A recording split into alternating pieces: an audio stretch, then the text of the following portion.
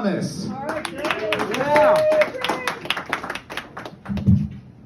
Hi, my name is Greg. Thanks for coming out, guys. I didn't know there was competition, but I figured, fuck it, let's do it. I've got 5 minutes to tell you about my family, and here we go. We'll start with a trans joke. I got a boy. He's 15. A year ago, he was my little girl. And I'm a very supportive father. I have very progressive views, so I'm like, it's okay. And as a father, you tend to know when your kids know these kind of things before they do. And I just kept waiting for him to tell me. And then one day he got the nerve up and he was like, hands me a note and I read it and I'm like, oh, I'm so relieved.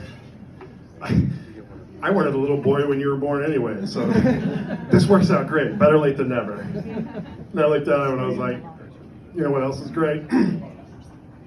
I am not going to be the only person blamed for pissing on the seat around here, so this is fantastic. I have a 17-year-old daughter. She is bisexual. I am very supportive. Had a girlfriend go, I've never been able to kiss my girlfriend in public before in front of parents. And I'm like, that's me. But my daughter likes to spend a lot of time over there. And, one day I told her to be home by 5, and she got home at 9:30.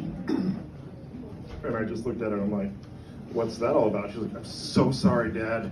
I fell asleep. We were down in the basement. We were just watching movies, and I fell asleep. And I was like, no, don't bullshit, bullshitter.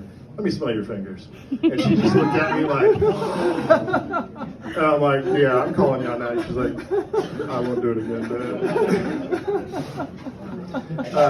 I am currently in the middle of a contentious divorce. It's a lot of fun. And I've been married for 16 years. My daughter is 17, so you can do the math on that. Very first time I was together with my wife, we conceived our wonderful first child. Now, the funny part about this is everyone who's been through a divorce knows, there's always a last time you've had sex with your wife. And I had that moment, and I was still catching my breath when, boom, door gets kicked open, and there's my 17-year-old daughter. And she comes walking in, eyes go wide, and she goes, run away. She was looking for the hair straightener in our bathroom and did not realize that there's something called afternoon delight. I gave it a moment, and then I walked downstairs and I looked at her and I just said, therapy? And she's like, please. My wife, I was going back through memories, and the one thing that stands out that I promised I'd never tell on stage, and now since I'm getting a divorce, who gives a shit? In the first year of our marriage, we were at a novelty store buying, some modest toys, and she, as we're walking towards the register, I looked over and there were some anal beads, and I went, oh. And you only go around this rock once, a little. And she's like, no. And I'm like, well, yeah, I'm getting. So you don't know what anal bead is it's a little plastic thing. It's about so long. It has a little tiny bead here and a big fat bead here and a couple of beads in between. It's about the size of a golf ball. And it's got a little hook on the end that you grab, you use your finger. Now, if anybody knows anything about anal beads, you're supposed to tug them. Just meant to, tickle you a little bit as things going on. She does not watch as much porn as I do. And she wouldn't use them, so I was like, fuck it, who's gonna know? I'm not gonna tell anybody.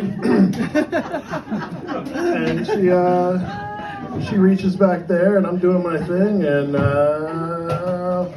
boom! She pulls that out like she was jump starting a lawnmower after it was being brought out after the winter. The best thing about that situation was there was no need for a safe word. The scream that I let out indicated that I was uncomfortable with the situation. And that's the extent of my jokes. Thank you for your time. I'm Greg.